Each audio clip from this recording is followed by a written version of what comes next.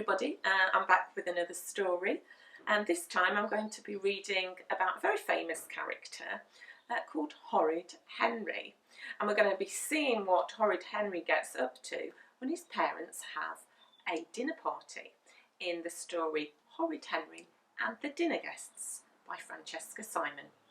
I hope you enjoy it. Fizz, pop, gurgle, bang! Horrid Henry sat on the kitchen floor watching his new dungeon drink kit brew a bubbly purple potion.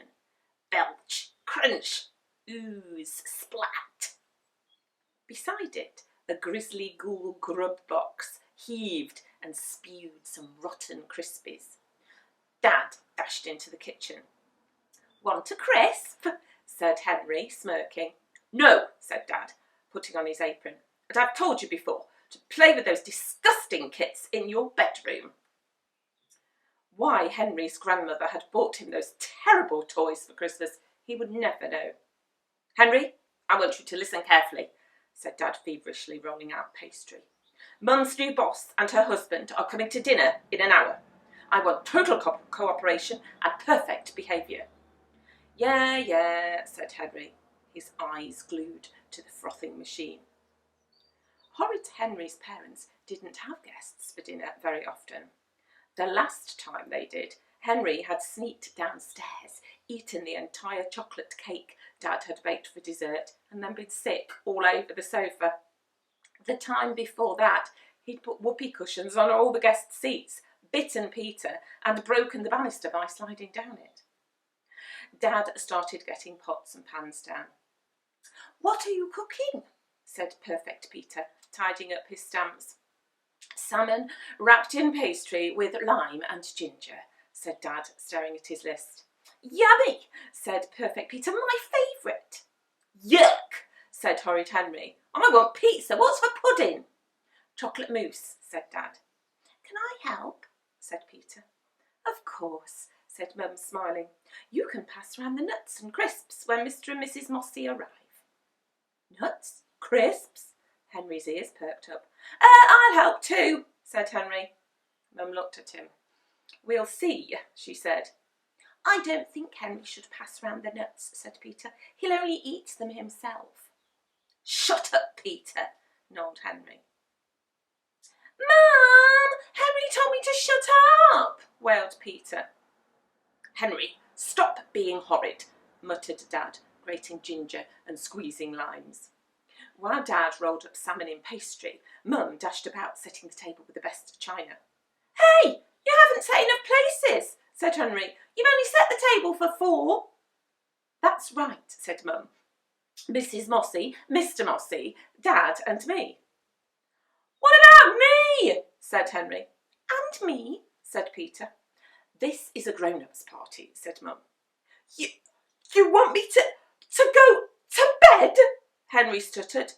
I'm not eating with you. No, said Dad.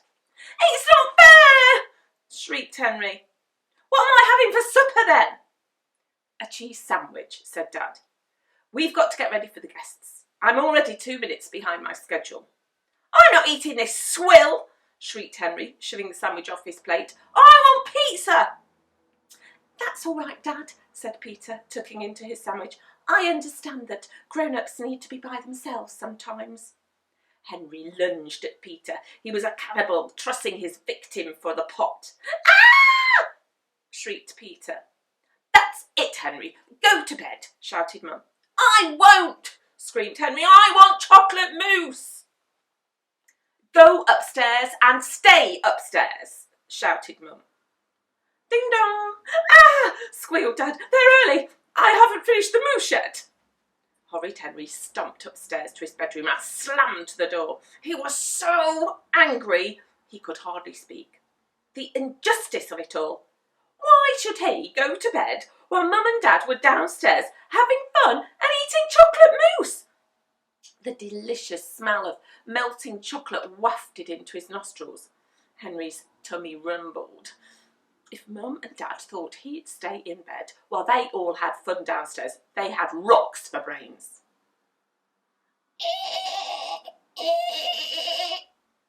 Perfect Peter must be playing his cello for Mum and Dad and the guests.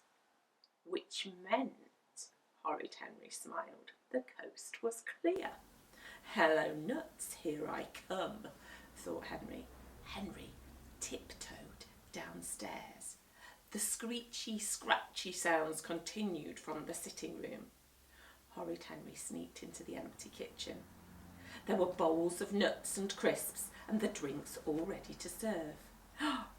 Cashews, my favourite. I'll just have a few, he thought. Chomp, chomp, chomp. Boy, those nuts were good. Irresistible, really, thought Henry.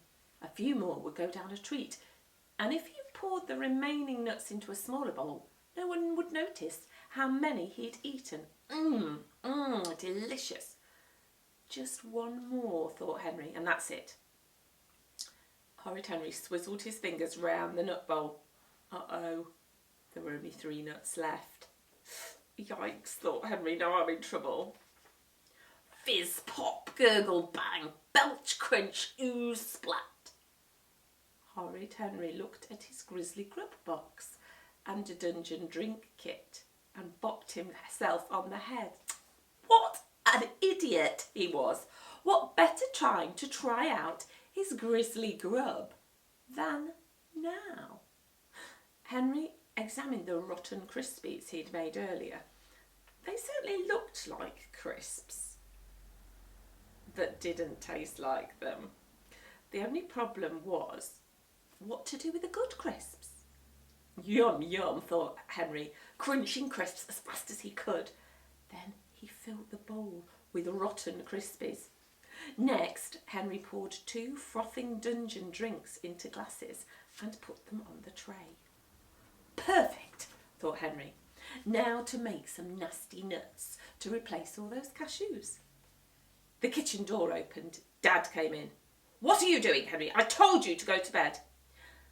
Mum said I could serve the nuts, said Henry, shamelessly lying. Then he grabbed the 2 bowls and escaped. The sound of applause came from the sitting room. Perfect Peter bowed modestly. Isn't he adorable? Said Mrs. Mossy. And so talented, said Mr. Mossy.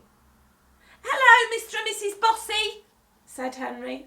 Mum looked horrified. Mossy, dear, not Bossy, said Mum. But that's what you call them, Mum, said Henry, smiling sweetly. Henry is just going to bed, said Mum, blushing. No, I wasn't, said Henry. I was going to serve the nuts and crisps. Don't you remember? Ooh, I love nuts, said Mrs. Mossy. I told you to stay upstairs, hissed Mum. Mum, wailed Peter, you said I could serve the guests.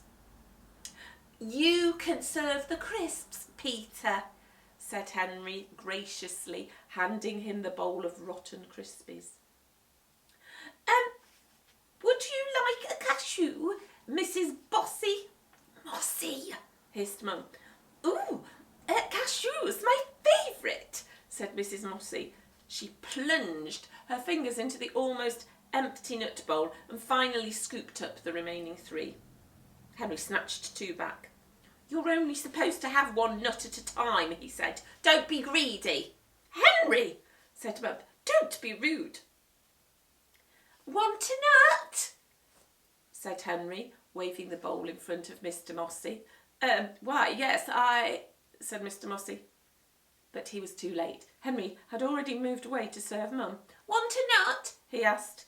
Mum's hand reached out to take one, but Henry quickly whisked the bowl away. Henry, said Mum. Do have some crisps, Mrs. Mossy, said Perfect Peter. Mrs. Mossy scooped a large handful of rotten crispies and stuffed them into her mouth. Her face went purple, then pink, then green. Blah! She spluttered, spitting them out all over Mr. Mossy. Peter, run and get Mrs. Mossy something to drink, shouted Mum. Peter dashed to the kitchen and brought back a frothing drink. Oh, thank you, gasped Mrs. Mossy, taking the glass and gulping it down. As she spluttered, spitting it out. poor child," she choked, flailing her arms and crashing into Dad, who had just walked in carrying the drinks tray. Crash! Splash! Mum, Dad, Peter and Mr. and Mrs. Mossy were soaked. "Peter, what have you done?" shouted Mum. Perfect Peter burst into tears and ran out of the room. "Oh dear, I'm so sorry," said Mum. "Never mind," said Mrs. Mossy through gritted teeth. "Sit down, everyone. I'm going to do a show now," said Henry. "No," said Mum. "No," said Dad. "But Peter did one," howled Henry. "I want to do a show." "All right," said Mum, "but just a quick one." Henry sang. The guests held their ears. "Not so loud, Henry," said Mum. Henry pirouetted, trampling on the guests. "Oh," said Mr. Mossy, clutching his toe.